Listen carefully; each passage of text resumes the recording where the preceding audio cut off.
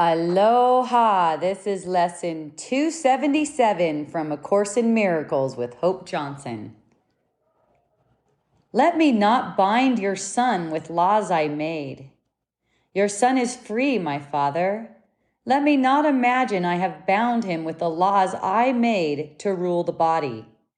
He is not subject to any laws I made by which I try to make the body more secure. He is not changed by what is changeable. He is not slave to any laws of time. He is as you created him, because he knows no law except the law of love.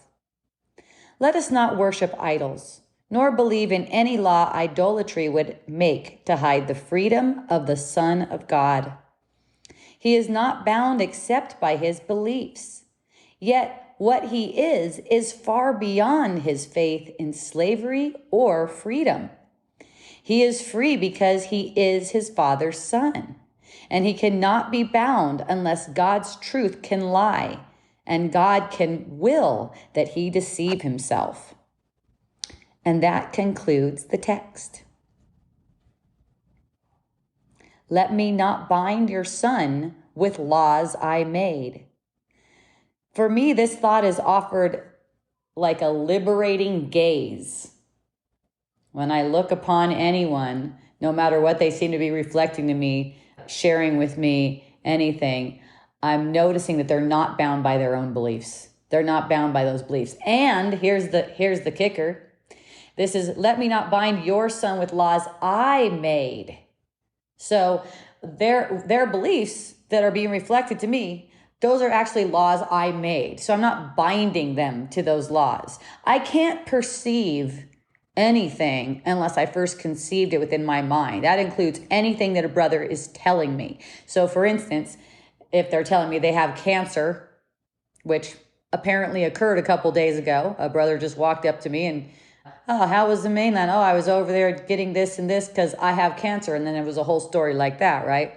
So I'm not really doing anything different than listening to his story, but within I'm noticing you're free. That's a false belief, right? So it's just not bounding him to this belief and knowing that it's actually my belief. That's why it's being reflected to me. And this is my opportunity to undo the law, one of the laws I made. So I'm not idolizing cancer as something that can affect his body. That's all. It's really simple.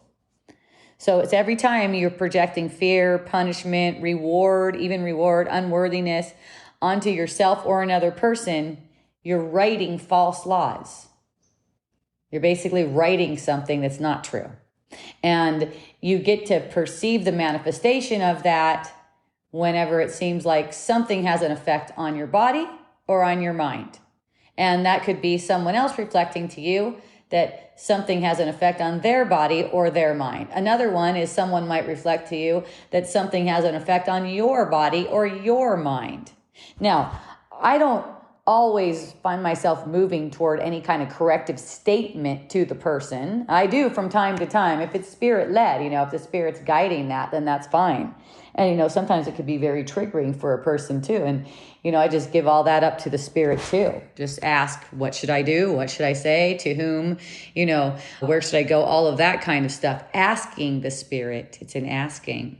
So, this might sound like I will not bind your son with the laws I made, like it's some kind of guilty thing. Like I made them like that. Yeah, you made them like that, but in a dream. Yeah, you're guilty as fuck, but in time, which doesn't exist, in a dream. So you're never really guilty. You're always the sinless Son of God. And that's really what you're forgiving is the idea that time exists and you can really be guilty and you can really be vulnerable to effects of the world. It says, your son is free. He's not partially free. He's not eventually free. Not when his mind gets better, when his mind is healed, he's going to be free. He's free right now. The unhealed mind is a dream. And that's what you're recognizing. This is a recognition. That you don't have to keep binding him to the same belief that you had that people are subject to illusions in the world. It says, let us not worship idols. Idols are basically anything you gave false authority to. What does that mean? False authority. Something you've assigned power to. Sometimes this can show up very subtly, and people are just believing, people, myself included, because all the people are in my mind, right? All the people are projecting from my mind. So there's these beliefs that things can affect your mind, that things can affect your body, that things can affect your brain, which is also in your mind, that things can affect other things. It's not recognizing that the mind is all powerful and the mind's actually projecting the whole world. So don't treat these things in the world like their laws are real. Like cancer could be in a body, for instance. It's just not true. He's not bound except by his beliefs.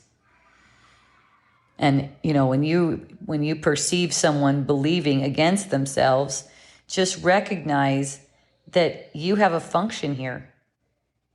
And that's to not bind him to the laws you made. He's expressing the laws you made. Don't bind him to those. That means don't resist his belief and don't make it real. Just notice that it is a belief that's making him feel bound. And it's also making him believe, again, re-believe that he's imprisoned by this disease or whatever it is he thinks it is that's binding him. His belief in bondage doesn't actually create bondage. It's just veiling freedom.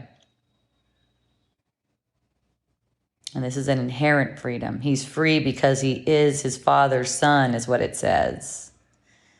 This is the truth of how he's designed and how you're designed and how all the sons of God are designed free. Our reality is freedom. Confinement is always an illusion. And there's also one way to idolize is to believe that certain things make you free. Certain things in the world can make you free. That's also idolizing. And I'll give you a personal example. I love to do block therapy, apparently. It seems to be freeing the fascia. That's what comes up in my mind. It seems to be freeing the fascia. You know what I do so it doesn't turn into an idol is I just keep on recognizing that the block therapy, the practice of it, the blocks, the body that I seem to be blocking is all coming from my mind. So then it's recognized that this is symbolic. It's something that's occurring in the field. Nothing's happening to me. I'm not the body. I'm not what's holding tension, and I'm not what's releasing tension. I'm watching a show of it. It's symbolic of the allowance in my mind to be free of all illusions. And the symbolism is, this nice relaxation. Relaxation, in whatever form it comes, is an expression. It's symbolic of a mind that's allowed to relax. A mind that's relaxing more because it's not burdened with confinement, thoughts of confinement, that's all. So it's like this, like let's say one of my friends, she seems to be allergic to shrimp. She's not really allergic to shrimp. That's not possible. In the field, in the dream, in the story, she's allergic to shrimp. So not eating shrimp feels good for her. Right? It's not like she needs to eat shrimp because she needs to prove that her body's not real. You're just looking at it different. Instead of there's a thing in the field that affects her body, the body and the thing in the field are just things in the field interacting in a field of awareness. It's not as if something's affecting something else. In reality, it's something's interacting. It's a dynamic in a field of awareness. It recently came to my attention that I don't seem to be sexually attracted to guys who cannot financially provide. That doesn't mean broke-ass guys are making me feel a certain way. See, it's a way of looking at it. It doesn't mean they're making me feel a certain way. It's just directional in a field of awareness. If something doesn't feel good in a field of awareness, you don't have to do it. That's what contrast is all about. You know, it's in a dream too. So you're not even really choosing what it is you're doing. You're just being aware of, oh, that seems to interact like that in a dynamic, in a field of awareness. It's different from these guys make me feel that way, because then it turns into therefore they're bad, therefore they're unworthy, therefore this. It's like nothing like that. They seem to be allergic to shrimp. It's therefore shrimp is not a good thing to eat, for instance. It's not a worthy food. No one should be eating it. See, the ego mind just extrapolates things like that. When you recognize it's just a preference in a field of awareness, it's just allowed to be without any judgment. So, yay, thank you. I will not bind the Son of God today. No law but love defines my brother. No law but love defines myself. Now use this when you're tempted to judge or label or limit anyone, right? Or you see them judging, labeling, or limiting. Let me not bind your son with laws I made. And in the evening, you might reflect. Just notice where you followed false laws. Where did you believe that something was true? Where did you believe and agree that, let's say, time affected the body? Oh yeah, that's what happens when we get old, for instance. There's only now. We're only projecting now. Notwithstanding the evidence the evidence is evidence of nothing. Really is evidence of nothing, you guys. This is actually how we heal the mind. This is actually how we heal it. By recognizing the evidence is not true, that our mind is all powerful. This is actually how you guard the mind. You recognize that there's no thing affecting anything except your thoughts. That's it. And notice, what would shift if I remembered I'm always free? Notice it. Notice that feeling, that visceral sense. Recognizing, remembering that you're always free. You're even free from your own beliefs, because there's only now. Beliefs are set in time as well. To free your brother is always to free yourself.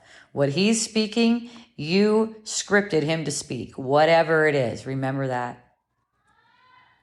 That way you can revoke the laws of fear and rejoin all of the sonship in the law of love, perfect love.